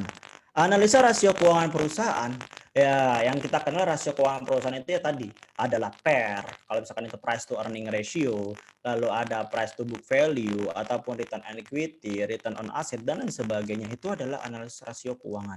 Di mana bisa mendapat rasio-rasio keuangan tersebut, itu bisa dapatkan di berbagai macam platform, baik di broker ataupun di sekuritas kayak gitu. Tetapi itu adalah hasil jadinya. Kalau pengen lihat hasil mentahnya, itu adalah di laporan keuangan. Di mana laporan keuangan sebenarnya terbagi menjadi 5. Yaitu yang pertama adalah laporan laba rugi. Nih. Laporan laba rugi itu untuk mengetahui apakah perusahaan mengalami keuntungan atau kerugian dalam menjalankan usahanya selama periode tertentu. Lalu laporan neraca atau balance sheet itu adalah digunakan untuk mengetahui jumlah aset, lalu modal dalam perusahaan tersebut ataupun utang juga bisa kita lihat di neraca. Selanjutnya laporan perubahan ekuitas. Dari kata-katanya perubahan ekuitas adalah pemilik perusahaannya atau modal perusahaannya kayak gitu. Selanjutnya adalah laporan arus kas. Itu untuk melihat pertambahan atau cash inflow kas tersebut dalam periode tersebut, apakah sehat-sehat aja ataukah bermasalah atau bagaimana. Selanjutnya adalah catatan laporan keuangan. Nah, ini digunakan untuk mengetahui sebenarnya apa yang terjadi di atas sebelumnya itu. Nah, itu tergambar secara gamblang di catatan laporan keuangan gitu. Lalu pertanyaannya, apa sih kegunaan analisis fundamental saham? Analisis fundamental saham kegunaannya yang pertama, mendeteksi saat yang tepat untuk masuk atau keluar dari pasar saham. Jangan kita masuk pada saat pasar saham atau istilahnya lagi kayak ini, depresi atau apa, istilahnya perusahaan lagi jelek atau laporan keuangannya hancur parah gitu. Ngapain kita masuk? Sama aja bunuh diri gitu. Yang kedua, membantu membeli saham yang baik untuk investasi kayak gitu. Jadi ya hindari fundamental yang nggak jelas juntrungannya. Yang suka emiten bumi, yang suka emiten friend, berarti itu nggak cocok gitu untuk istilahnya untuk diinapkan. Artinya nggak cocok untuk teman-teman untuk melakukan trading beli hari ini jual besok atau jual seminggu atau sebulan kemudian, itu nggak cocok gitu. Karena harus ada perpaduan dengan fundamentalnya. Fundamentalnya ini jelek. Saat turun maka kekhawatiran yang akan terbentuk. Yang ketiga adalah mengetahui harga wajar atau nilai ekstrinsiknya. Ada beberapa cara dalam mempelajari harga wajar, yaitu adalah metode PER, price to earning ratio, atau berdasarkan PBV, price to book value. Misalkan PER itu biasanya kurang dari 10x, atau bahkan kalau LKH itu Lokeng Hong itu kurang dari 5x kayak gitu. Lalu ada metode PBV, price to book value, itu kurang dari 1x. Lalu ada metode discounted cash flow atau DCF, itu adalah metode yang berdasarkan laba perusahaan, berdasarkan laba perusahaan. Lalu ada satu lagi sebenarnya itu adalah metode dividend model. Itu berdasarkan dari nilai dividennya yang dikalkulasi akhirnya menghasilkan nilai harga wajar atau nilai intrinsik gitu. Tetapi untuk ketiga ini, metode PER, metode PBV maupun discounted cash flow itu terdapat kabar bahagianya terdapat dalam buku Millennial Investing gitu. Mumpung lagi promo gitu ya. Ini dalam buku Millennial Investing, terdapat dalam buku kedua dari saya dan Prima, yaitu buku Millennial Investing yang gambarnya adalah cendrawasih dengan nama burungnya itu, nama burung cendrawasihnya itu adalah Bin. Yeah. Apa sih isi dari buku Millennial Investing? Itu ada mindset investor, ada screening saham, lalu ada analisis fundamental, adalah economic moods. Apa economic mood? Economic mood itu untuk menilai secara analisis industri, ya, analisis industrinya. Lalu ada praktek analisis value stock. Jadi ada study case, langsung contoh emiten kayak gitu. Lalu ada value dan growth investing. Value atau berdasarkan nilai intrinsik. Kalau growth itu berdasarkan pertumbuhan. Lalu ada manajemen portofolio investasi saham. Gitu. Oh, ini ada komen, mantap bang, bukunya expect dapat 1 ilmu malah dikasih 10 bahkan lebih. Oh alhamdulillah. Ini ada salah satu yang udah beli, Pak Dwi Alfriandri ya gitu. Thank you Pak Dwi. Nah, untuk yang penasaran untuk ini, jadi akan diadakan webinar Millennial Investing. Jadi bagi yang belum punya bukunya ya, atau itu adalah yang bagi yang udah punya ya boleh-boleh aja sih kayak gitu. Jadi hari minggu depan tanggal 28 Maret 2021 jam 10 sampai dengan selesai. Minggu 28 Maret jam 10 sampai dengan selesai, cuma Rp70.000. Apa yang didapatkan? Yang pertama, buku Millennial Investing. Artinya di sini adalah seharga buku udah dapat 2 nih ilmunya. Dari bukunya nanti dapat, sama yang kedua misalkan diajarkan sharing secara langsung sama penulisnya, yaitu saya dan Prima Bintang gitu. Lalu yang kedua adalah materi ilmu fundamental dasar, lalu dasar investasi saham dan cara belajar investasi saham. Nah, ini yang didapat tanggal 28 Maret. Jadi bagi yang tertarik itu hanya 70.000. Silakan hubungi dari pihak penyelenggaranya ya, dari Belajar Saham. Dan ini adalah hal-hal yang harus dikuasai untuk trading saham, yaitu dari mulai menggunakan indikator dan tools untuk analisis saham, metode analisis candlestick dan chart patterns untuk trading saham, menentukan support dan resisten menggunakan Fibonacci. Kenapa Fibonacci? Karena itu adalah salah satu indikator modern yang bersifat objektif dan lebih rasional kayak gitu ya. Jadi trennya itu jelas. Menarik garis support resistennya itu secara objektif, bukan secara subjektif lagi. Lanjut, mengetahui kapan waktu yang tepat untuk masuk dan keluar di saham. Lalu mengatur mindset psychologis untuk trader dan mengatur money manajemennya. Dan ini adalah buku-buku yang bisa menjadi referensi untuk membaca dalam trading, belajar mengenai analisis teknikal kayak gitu.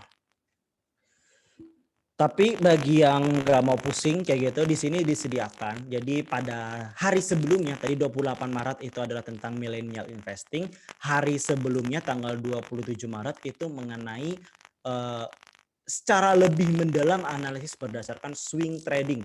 Sabtu 27 Maret 2021 jam 10 sampai jam 2, artinya kurang lebih 4 jam. 4 jam bakal webinar mengenai swing trading. Yaitu khusus untuk 50 pendaftar pertama, mulai dari selesai webinar ini, 50 pendaftar pertama itu harganya hanya 100.000. Setelah itu akan kembali normal 200.000 dan pada hari H sebesar 500.000. Jadi bagi yang nggak pengen fokusnya hanya di teknikal, silakan ikut, silakan daftar di hari Sabtu. Tapi bagi yang pengen fokusnya ke fundamental dulu kayak gitu sebelum ke teknikal, itu bisa ikut di hari Minggunya gitu. Jadi benar-benar mempunyai keuntungan mau di Sabtunya atau di Minggunya. Biar weekend kalian berfaedah, biar daripada weekendnya itu buat ngabisin duit tongkrong-tongkrong gak jelas kayak gitu. Berinvestasilah dari leher ke atas, karena tidak ada salahnya berinvestasi dari leher ke atas. Kenapa? Karena ini benar-benar istilahnya akan memberikan dampak yang signifikan ataupun tidak signifikan. Artinya bisa memberikan dampak langsung kayak gitu ataupun memberikan dampak tidak langsung. Faktornya adalah faktor dari teman-teman semua nantinya. Apakah akan diaplikatifkan setelah belajar tersebut ataupun enggak. Tapi yang jelas tidak ada sia-sia terhadap hal tersebut. Setidaknya mendapatkan relation gitu. Ini adalah cara-caranya. Jadi yang pengen ikutan tadi mau di hari Sabtu atau Minggu, itu silakan DM dari Belajar Saham ya. Oke, terima kasih kurang lebih itu untuk sharing mengenai analisis teknikal atau trading saham 101 pada hari ini. Jika ada pertanyaan silakan saya kembalikan ke Prima. Monggo Mas Prim. Oke.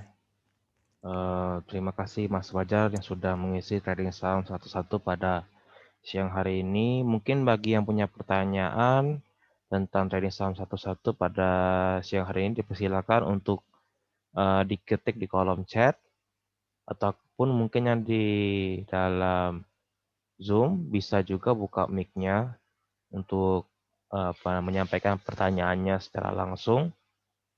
Silakan yang ingin bertanya secara langsung ataupun yang ikut dari live streaming YouTube, silakan untuk ketik di kolom live chat untuk pertanyaan yang ingin disampaikan.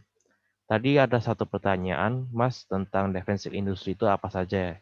Seperti apa kayak gitu, Mas? Pertanyaan dari peserta. Gimana? Apa? Defensive industry itu seperti apa saja? Referensi? Defensive Oh, industry industri. itu seperti apa saja?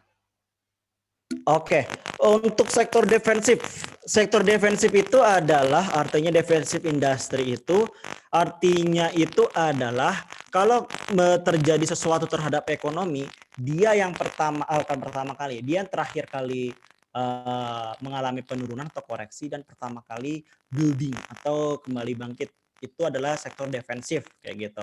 Kalau di Indonesia sendiri itu adalah yang pertama adalah perbankan, yang kedua adalah consumer good kayak gitu, itu termasuk dalam sektor defensif. Terus yang ketiga adalah industri rokok itu. Kenapa rokok masuk ke dalam sektor defensif? Jawabannya satu, orang rela nggak makan demi bisa ngerokok gitu, karena marketnya itu udah pasti ada selalu. Itu adalah salah satu, itu adalah ketiga sektor yang mungkin bisa menjadi pilihan untuk sektor defensif.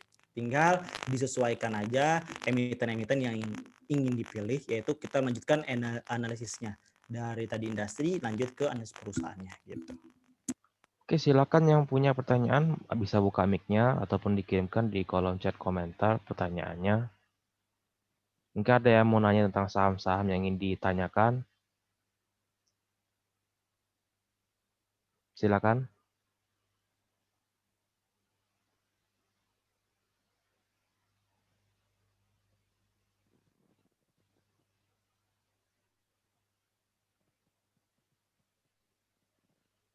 Mungkin sambil nunggu Mas, silakan mungkin ada pertanyaan dari TikTok ya juga nggak apa. Soalnya dari Zoom sama dari YouTube belum ada pertanyaan yang masuk ini. Oke, di sini ada pertanyaan mengenai Inco ya. Mengenai Inco kita ini ya. Kelihatan Mas ini Mas? Iya.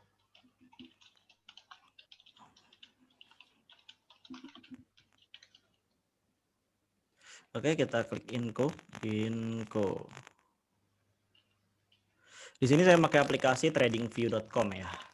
Jadi itu salah satu aplikasi gratis sebenarnya untuk bisa digunakan oleh siapapun itu tanpa harus membuka platform ataupun broker. Karena kalau saya buka pakai platform atau broker, itu akan berbeda dengan teman-teman lainnya yang platformnya berbeda gitu. Makanya sini pakai platform yang general lah.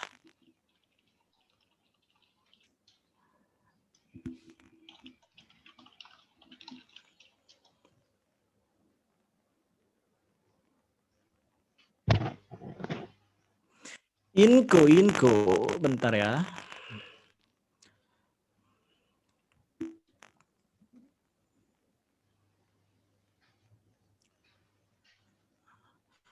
Oke, kita mempelajari yang tadi berdasarkan pola tadi ya. Kita belajar pola tadi. Pertama mungkin kita ngelihat berdasarkan ini aja ya. Apa namanya? Menarik garis support resisten atau tren. Oke. Kita ubah dulu sini ke daily. Ubah ke daily, lalu kita tarik trennya.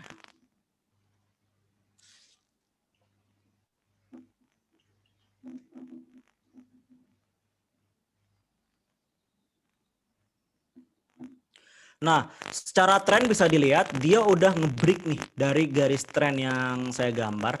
Artinya di sini tren dari Inco itu benar-benar lagi strong downtrend, lagi mengalami penurunan yang cukup signifikan ya dari harga di tahun sebelumnya kayak gitu ataupun di periode sebelumnya gitu mengalami penurunan. Nah, ini kalau kita menarik garis secara tren berarti dia udah break ke bawah, artinya lagi mengalami downtrend. Lalu kita secara garis support resisten kita lihat. Mudah, cuma tinggal tarik garis gini aja. Mungkin bisa di close dulu Mas itu apa logo di kiri bawahnya itu.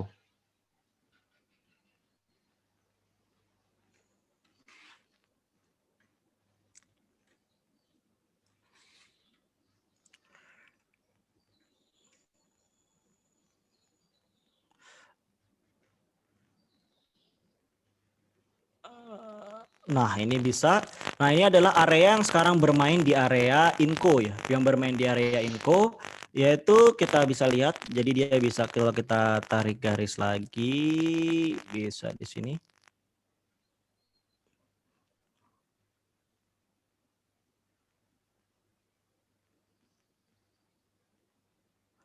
Nah, ini adalah areanya. Kalau misalkan ini di area.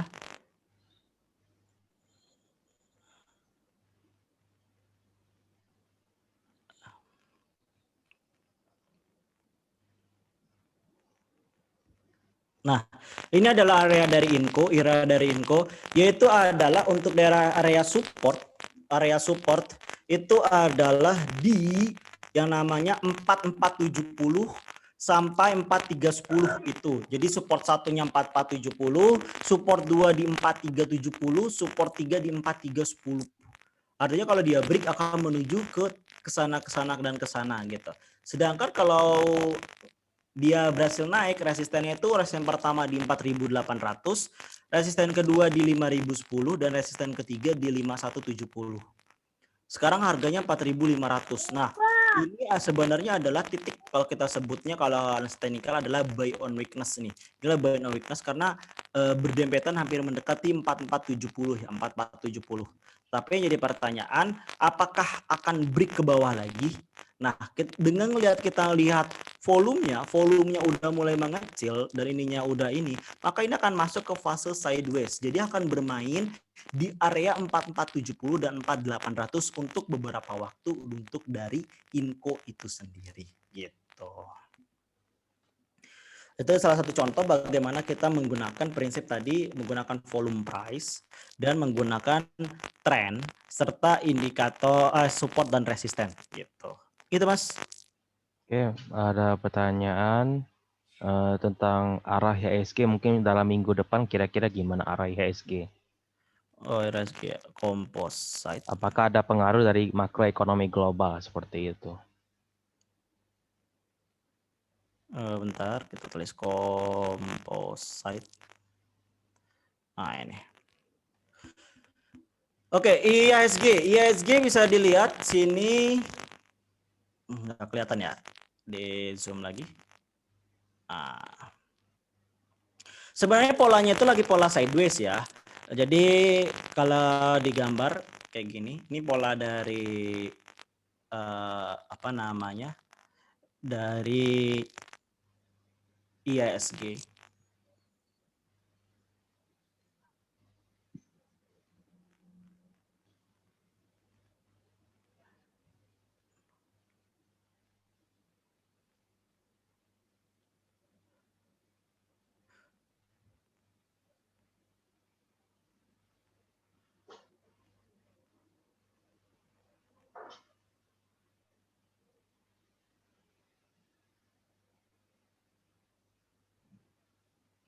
Nah, ini adalah pola-polanya yang tergambar dari IHSG. Jadi dia lagi bermain di area ini. Sekarang dia lagi duduk nyaman di 6.300 ya. Lagi duduk nyaman di 6.300. Tetapi bisa dilihat di sini adalah apa yang namanya bentuknya itu yang terakhir bisa dilihat sini kalau di zoom.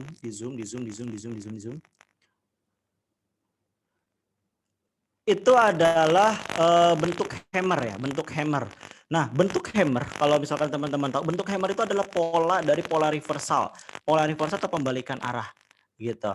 Jadi, dengan dia membentuk pola hammer kayak gitu, maka kecenderungan besarnya untuk hari Senin itu akan mengalami merah dulu. Jadi Senin itu akan merah dulu. Terus apakah seminggu akan mengalami hijau atau bagaimana? Jawabannya tentu nggak mungkin seminggu itu hijau. Tapi yang jelas dia akan bermain di area 6.308, 6.386. Akan bermain di area situ dulu. Dengan kondisi bahwa ini kita terlepas dari nggak ada isu ya. Kalau nggak ada isu akan bermain di area sana. Tapi kalau misalkan ada isu-isu yang istilahnya mengganggu LQ45 atau IDX 30, maka dia akan break menuju 6270. Di mana di sini support terkuatnya di 6173 gitu. Itu support terkuatnya di 6173 situ. Jadi untuk sementara untuk hari Senin paling-paling kemungkinan besarnya adalah merah, tapi paling-paling bisa bermain di 6.300 ataupun kalau break di 6.270 gitu. Jadi masih bermain di area sana. Itu sih untuk IHSG Bang. Nah, Mas Prim. Oke, ada pertanyaan berikutnya tentang bagaimana cara mengetahui momentum teknikal akan false break atau tidak. Kira-kira dari indikator seperti apa? Oh gitu, oke. Untuk mengetahui indikator-indikator apakah ini false break atau bukan, kita ambil contoh misalkan adalah misalkan MDKA ya, MDKA. Merdeka Copper Gold. Oke, ini adalah MDKA. Nah, kalau ngeliat indikator-indikator yang kayak gini nih, panjang, bentuk badannya panjang-panjang terus, sebenarnya itu nggak baik ya, nggak baik untuk seorang swing trading itu karena itu beriskan. Tapi kalau untuk daily trading itu baik. Nah, itu ciri-cirinya ya. Salah satu ciri-cirinya kalau misalkan tipe penggunaan karakteristik dari beberapa emiten pasti akan berbeda. Untuk ini pakai apa ya? False break berarti pakai MA aja deh. Moving average. Lalu RSI.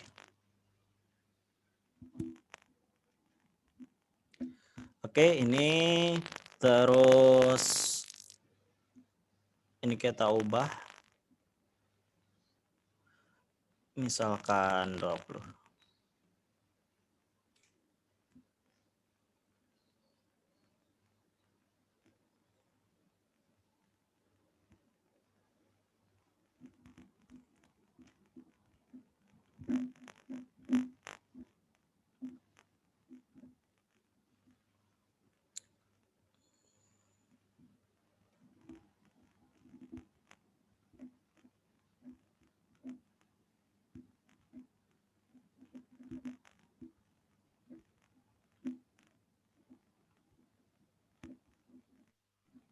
Nah, ini adalah salah satu contoh.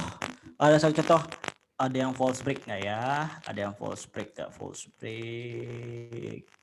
Ah, ini nih.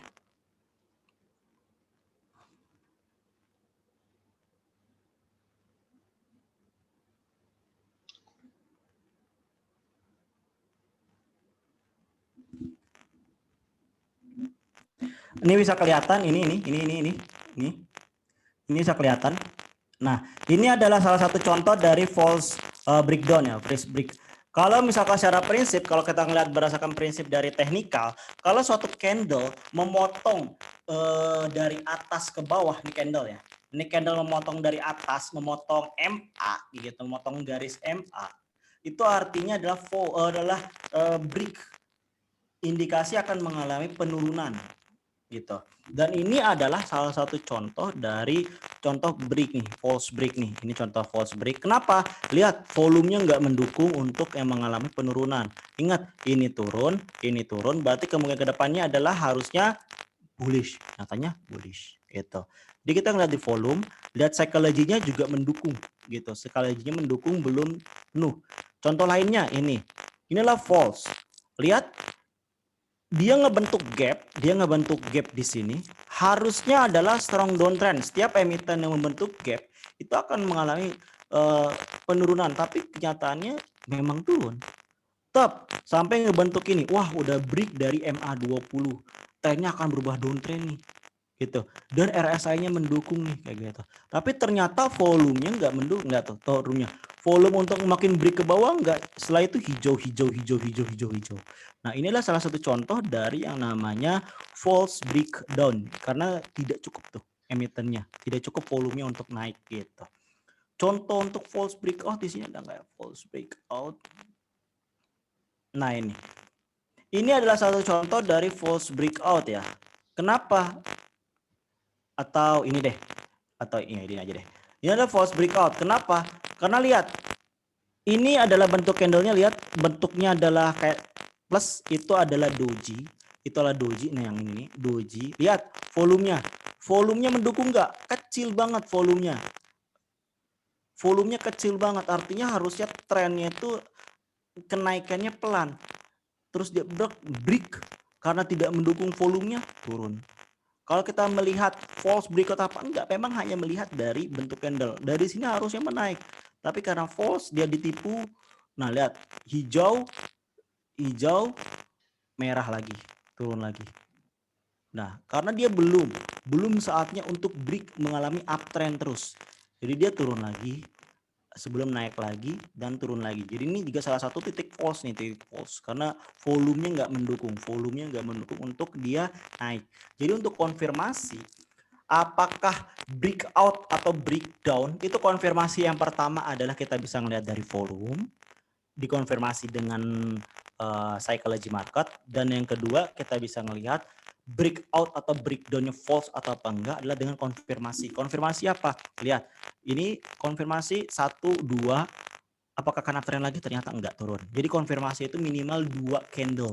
Sama ingat, dia break, ini break 1, 2, ternyata enggak lanjut, naik lagi ke atas. Jadi itu 2 ciri untuk mendirikan satu emiten itu false breakout atau false breakdown. Gitu, Mas. Oke, ada pertanyaan berikutnya. Mungkin pertanyaannya tentang pergerakan analisa teknikal Antam sama WSKT ya. Antam sama SKT ya. Ini kelihatan nggak sih, Mas? Kelihatan sih. Cuman Kelihatan ya? kalau bisa full screen mungkin bisa lebih jelas, atau ditutup indikator RSI-nya tuh kayak gimana di full screen mungkin kayak gitu. Kalau bisa, kalau nggak bisa sih nggak. Kalau di sini sih cukup jelas ya harusnya. Gini ya. Iya. Tapi nggak kelihatan indikator. Nggak kelihatan. Ya udah kalau kayak itu nggak usah di full screen dulu kalau kayak gitu. Antam. Ini mau ngeliat apa? Maksudnya Antam?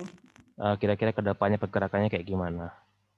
Mungkin support resisten ke depan kayak gitu ya. Oh, ke depannya ya.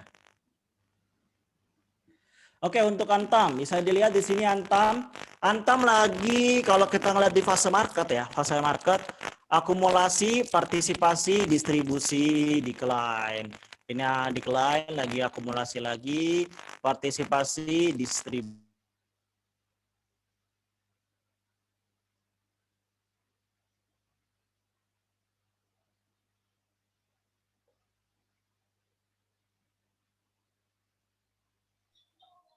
Halo Mas. Halo, cek. Ya Mas. Izin menonaktifkan ya. Ya. Ya share screen aja.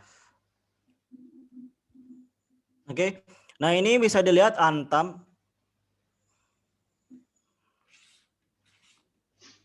Kalau kita refresh.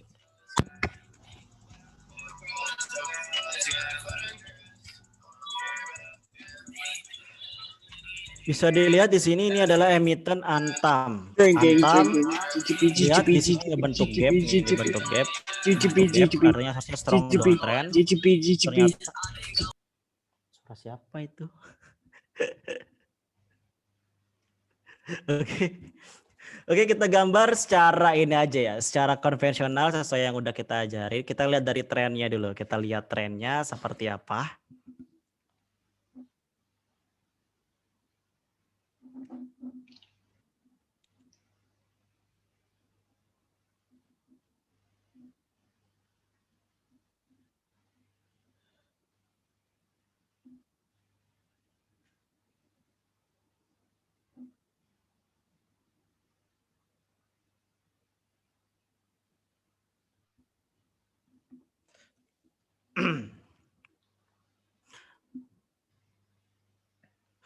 Kalau bisa dilihat di sini sebenarnya Antam itu masih dikatakan uptrend, tapi sekarang berada di area buy on weakness-nya ini. Ini adalah area yang namanya area buy on weakness dari Antam itu sendiri.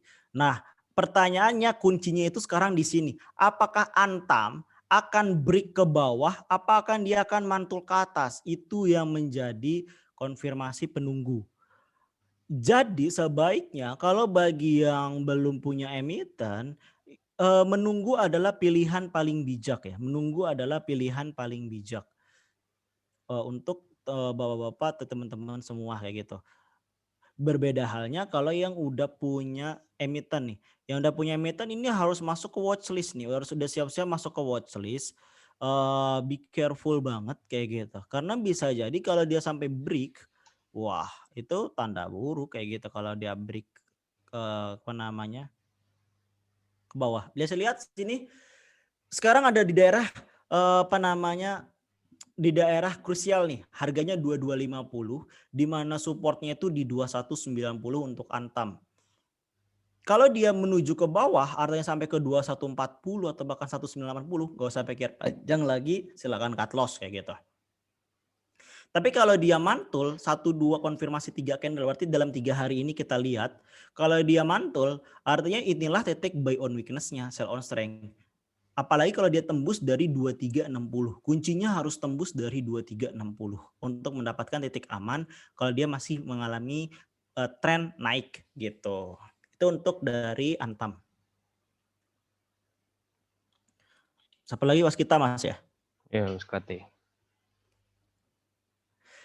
Waskita, lihat ini lagi fase akumulasi, partisipasi, distribusi, decline. Lagi akumulasi ini, lagi akumulasi lagi, belum jelas posisinya mau naik apapun mau turun kayak gitu. Jadi dia akan bermain di area sideways.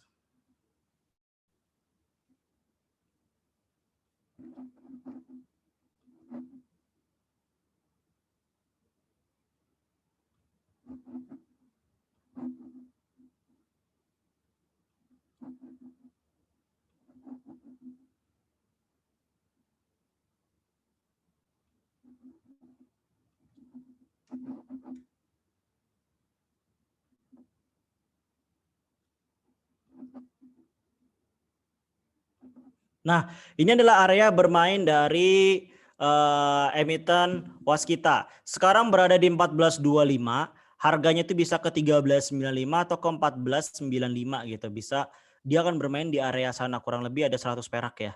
Tapi untuk kecenderungannya akan bermain sideways untuk beberapa waktu ya bermain di 1395 sama 1495.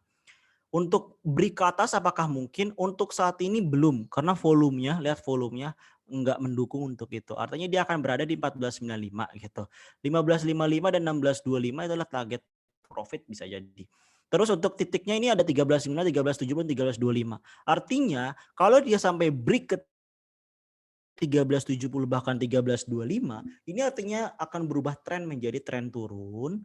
Artinya konfirmasinya ada konfirmasi turun. Artinya be careful kalau memang udah punya ini emiten, silakan masuk ke watchlist untuk dijual kayak gitu. Tapi kalau selama itu belum menyentuh 13.70 atau 13.25, artinya masih dalam area sideways, masih menentukan lagi apa kalau istilah bandar itu adalah lagi mencari posisi mau dinaikin apa mau diturunin gitu. Oke, mungkin ada pertanyaan bagaimana cara untuk membeli jual saham kira-kira pakai aplikasi apa kayak gitu. Apa? Kalau mau beli jual saham untuk trading, kira-kira aplikasi apa yang bisa dipakai kayak gitu. Aplikasi yang bisa dipakai ya, aplikasi yang bisa dipakai untuk jual beli itu sebenarnya banyak. Itu tadi platform-platform yang disediakan oleh broker atau sekuritas. Ada Mirai, ada BNI, ada Sukor, ada Philip, ada iPod, ada Sinarmas, ada Ajaib juga ada kayak gitu loh sekarang. Nah, jadi banyak banget kok platform-platform untuk melakukan trading gitu. Tapi kalau untuk melakukan analisis teknikal yang sifatnya general itu bisa menggunakan kayak tadi tradingview.com, bisa menggunakan itu. Oke,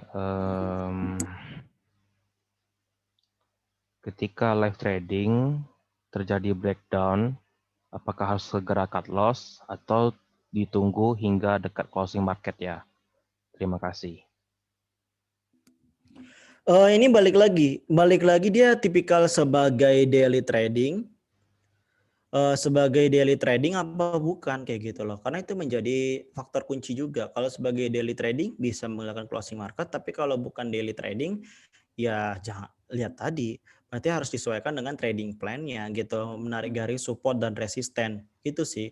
Walaupun dia mengalami penurunan harus dicek dulu ini penurunannya gara-gara apa. Kalau hanya gara-gara sentimen issue, ya ntar juga balik lagi ke atas kalau itu swing trading. Perbedaannya kalau daily trading, kalau ada berita-berita yang ini yang akhirnya efeknya buruk, kita udah masuk posisi di sana, iya itu berarti harus siap-siap untuk cut loss. Ngapain harus nunggu di closing? Nggak harus kok gitu. Volume yang dikatakan tinggi itu tidak dari angkanya atau perbandingan volume itu dibandingkan dengan volume perdagangan di hari-hari sebelumnya.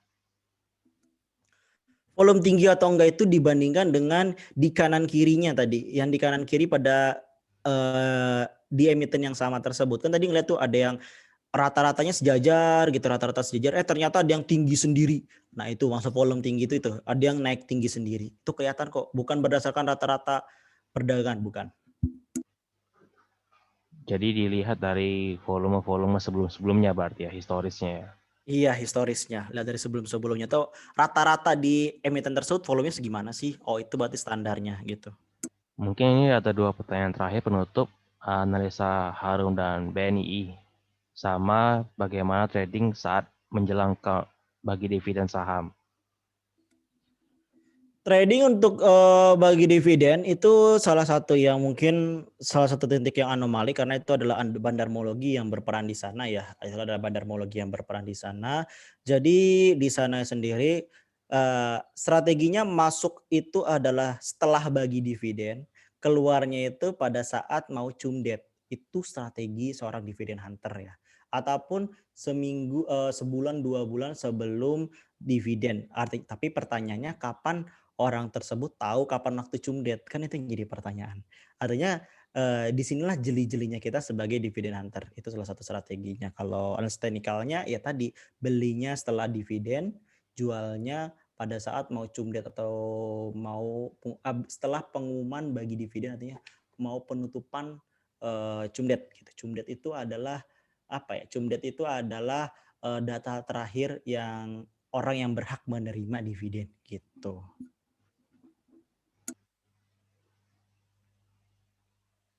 Oke Mas, mungkin Harum BNI mau dijawab atau kayak gimana?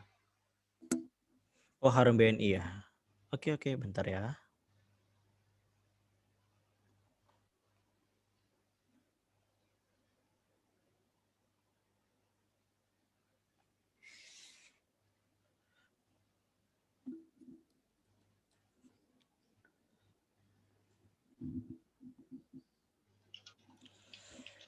Harum Energy.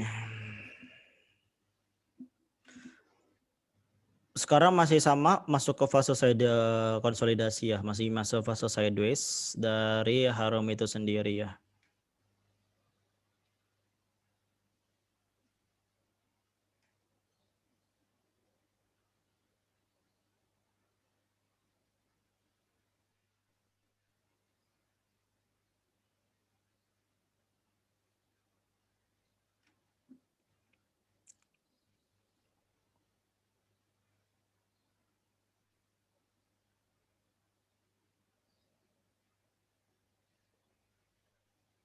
Nah ini adalah area dari Harum. Kalau kita ngeliat dari volumenya sebenarnya belum mendukung dia untuk turun lagi ataupun untuk naik lagi. Jadi ini sekarang harganya di 5150.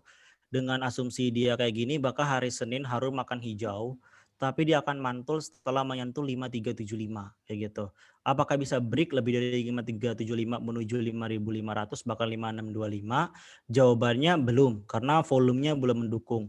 Lalu untuk break turun pun dia akan mantul setelah menyentuh 5000 gitu.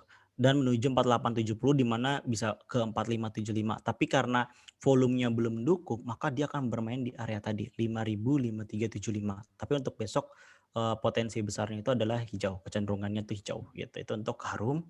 Satu lagi apa tadi? BNII. BBNI. BNII. Oh, Maybank. Maybanks.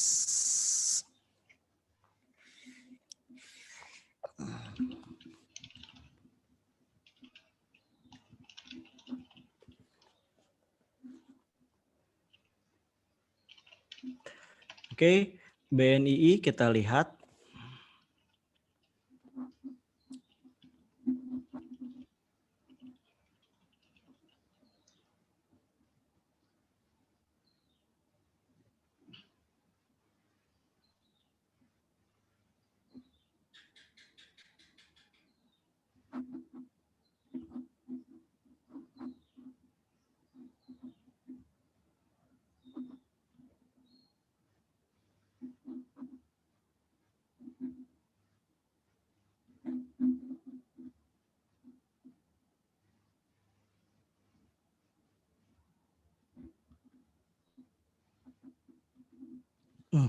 Bisa dilihat kalau di sini BNI sebenarnya masih di daerah uptrend ya. BNI masih di daerah uptrend.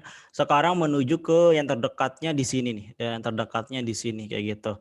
Dengan asumsi dia turun terus, dengan volumenya masih turun, jadi masih memungkinkan dia untuk turun ke sini. Jadi bagi yang belum punya barang untuk apa namanya, untuk BNII itu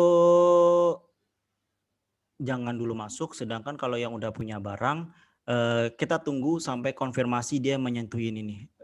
1, 2, 3, mungkin di sekitaran 400-an ya, di 390, 380. Kalau dia berhasil break menuju ke bawah di bawah 380, maka dia akan berubah tren menjadi downtrend. Tapi kalau misalkan belum break atau masih mantul lagi kayak gitu, artinya itu adalah titik buy on weakness-nya. Jadi sesuaikan lebih baik wait and see dulu untuk dari Bank BNI gitu. Oke, oke. Kalau ini ada pertanyaan mau dijawab atau kayak gimana, Mas? Kenapa? Ada pertanyaan terakhir mau dijawab atau kayak gimana? Oh boleh. Akhir ya, 11.55. 5 tentang BBNI kedepannya kayak gimana terkait RUPS? BBNI. Jadi untuk yang perbankan ya, untuk perbankan sendiri, ini kita nggak usah pakai analisa teknikal. Jadi sebenarnya perbankan semuanya lagi terkena isu ya, lebih tepatnya itu karena debit dan kreditnya itu yang istilahnya tidak lancar ya. Karena itu kan prinsip dari perbankan ya, debit dan kredit. Jadi nggak salah kenapa kemarin itu downtrend, tapi akhir-akhir ini udah mulai naik ya, udah mulai naik untuk di sektor perbankan itu sendiri. Tapi kenaikannya itu masih kecenderungannya itu masih belum kuat. Jadi kenaikan sementara dan akhirnya akan turun lagi. Itu untuk semua perbankan gitu. Jadi jangan apa namanya, apalagi ada rencana apalagi mau ada RUPS kayak gitu. Artinya kalau emang udah punya barang, itu kalau saran saya ya, itu silahkan take profit pada saat sebelum jump date. Kenapa? Karena tadi debit dan kreditnya atau fundamentalnya itu lagi terganggu untuk perbankan. Kalau kita ambil atau istilahnya menahan demi dapat dividen, maka jawabannya jangan nyalahin setelah bagi dividen harga BBNI itu akan turun. Gitu. Jadi benar-benar faktornya itu adalah RUPS berarti naik untuk yang perbankan ya, khususnya BBNI. Oke, mungkin cukup dulu untuk webinar trading saham satu-satu pada siang hari ini. Mungkin ada kata-kata penutup dari Mas Fajar atau pesan-pesan. Silakan Mas Fajar. Sebelum saya juga tutup nanti. Halo Mas Fajar. Halo. Halo Mas.